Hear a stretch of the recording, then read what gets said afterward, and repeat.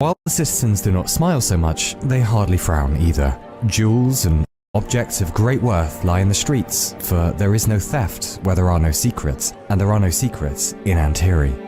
Long ago, during the War of Magical Technology, the city sheltered a great wizard, and in return for the city's kindness, the wizard enchanted the water of Antiri, such that one need only stare into the reflection of a puddle or wash basin and ask after a person or place one should like to see, and be shown that thing in its entirety. It's not spying. Spying is an exclusive activity, and since anyone can watch anyone, this is simply how the Antirians live. They have no word for secrecy.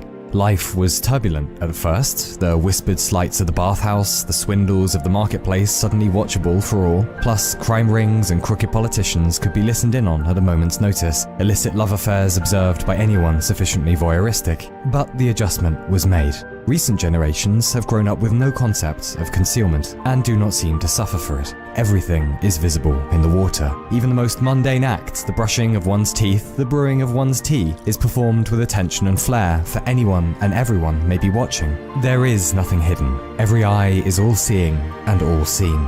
But Antiri's transparency is not for everyone, and for those who cannot bear such a way of life, far below, by the ocean, swaddled always in fog, is the eternal city of Tynograd, the place where there are only secrets. The citizens don't frown so much, but they hardly smile either. Possessions are many, and doors are unlocked, since there is no desire unfulfilled in Tynograd, and there is no theft where there is no desire unfulfilled. For it was here, long ago, the Great Wizard first went for shelter and was refused. And to thank the people of Tynograd for their apathy, he returned at the conclusion of the war and enchanted the water here too. The wet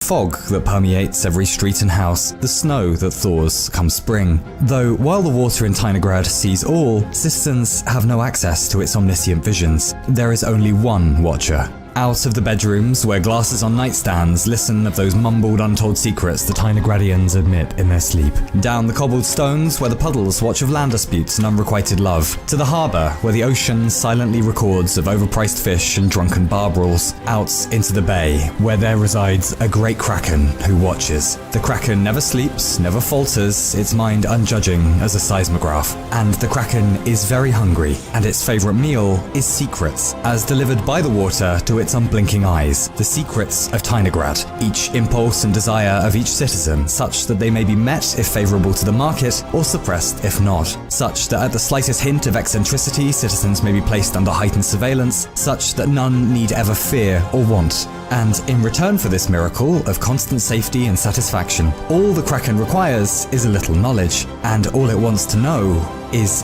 everything. Give me your tired thoughts, your poor decisions, your huddled missives yearning to be free. Who have you been going to bed with? Who would you like to go to bed with? Thinking of starting a family? Thinking of cutting off your family? Preferred brand of breakfast cereal? Least favourite season? What does home mean to you? And if the miracle should falter for a second, and a citizen might catch sight of a great hungry eye peering from the water, and cry out, "These are secrets, my secrets, and my secrets are all I have," the Kraken only replies, "You ungrateful little insect, for what pretty things I have sold you, what peacetimes I have delivered you, what love I have shown you, what..." Is privacy for? How do we resist the increasingly aggressive attempts to remove it from us? And is this video sponsored by an easy-to-use and reliable VPN? Fuck no, it is not. If you don't live alone but get the chance to sometime, I would recommend it, because you can constantly eat junk food without shame, become entirely nocturnal, and discover the true meaning of independent living. Oh yeah, where's your toilet regime now, Mum?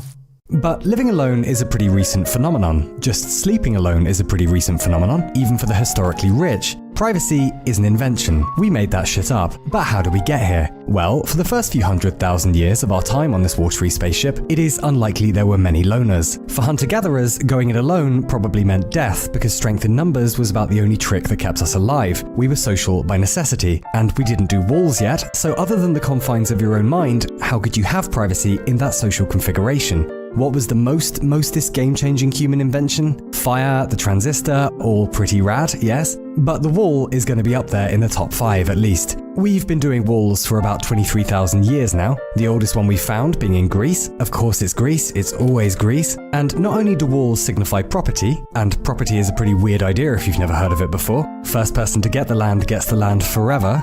Why?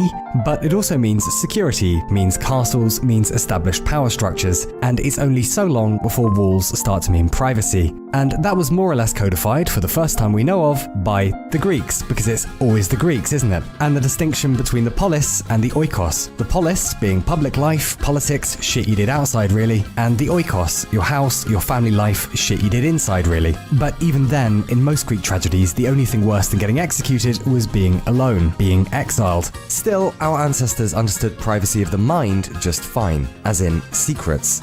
The Chinese managed to keep the particulars of silk production a secret for over 1,000 years by making you dead if you blab to anyone. Then there was Greek fire, because it's always the fucking Greeks, isn't it? A flammable slime used by the Byzantines during battle. Yeah, that's right, a 7th century flamethrower. And the secret of its composition was so well kept, we still don't really know what the hell it was today. Also, the legend goes that when Genghis Khan died, his funeral escort kept his burial site a secret by murdering anyone they passed on the way there. Bit heavy-handed, but points for execution.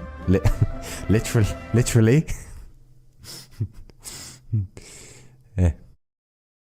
I long to die. For the next ages, us Europeans at least did pretty much everything under the gaze of someone else while at home, eating, weeping, and sleeping. It's how we built our houses. It wasn't until the 17th century that some genius thought to invent an entire room for the bed. The bedroom, if you will. But beds themselves were crazy expensive. Most homes could only afford a single bed, shared by family and guests, which meant not only did you get to witness your nearest and dearest sleeping, but all the other activities that might occur in a bedroom. And while there wasn't really a concept of medieval privacy either, there were ways to obtain a little alone time, like pissing off the church and getting excommunicated. Big fun. Or cutting off heads for a living. Working as an executioner was so shameful you wouldn't be invited into others' homes, couldn't enter churches, and had to live on the fringes of town. If privacy is the right to be let alone, then along with monks, executioners were arguably kind of the pioneers of something beginning to sound like modern privacy. But it would take a while yet.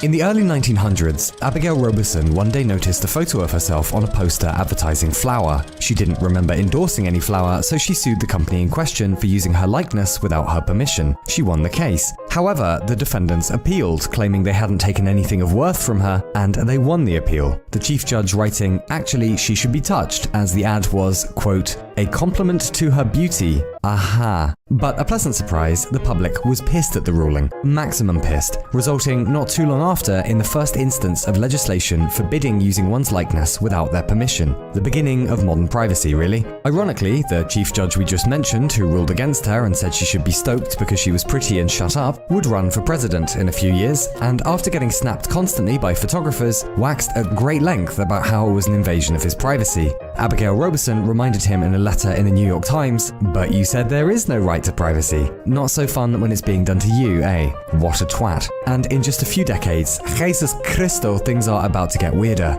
Because by now, it's the 1960s. Computers are rather massive, trousers are rather silly, and the Cold War is heating up. The US Department of Defense is interested in distributing information across computers in case one link in the chain, let's say, breaks down a bit. Enter ARPANET, the first packet switch network and grandfather of the modern internet. And the first message ever sent over ARPANET from UCLA to Stanford Research Institute was supposed to be login. However, the system fell over after 2 letters, meaning the internet's first message to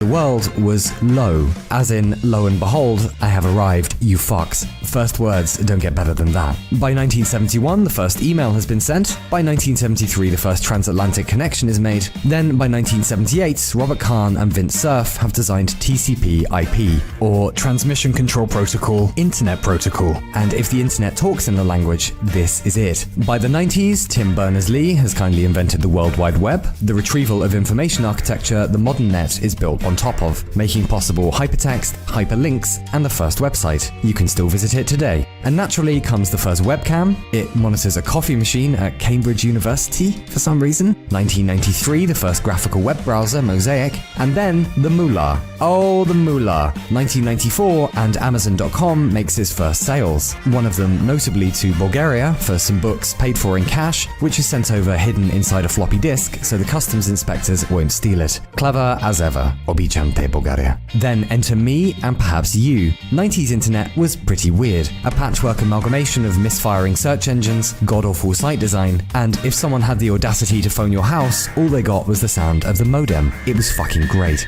But stranger, while most technologists have been expecting a robotics revolution for the end of the century, what we got instead was a communications revolution. Clearly preferable since, yeah, the internet can't fetch your tea, but more importantly, you can't watch pornography on a robot. And really, this is just one idiot's biased nostalgia for a simpler time, but not a few decades ago, the hope for what the internet could do was limitless. Most societal issues surely stemmed from a lack of information.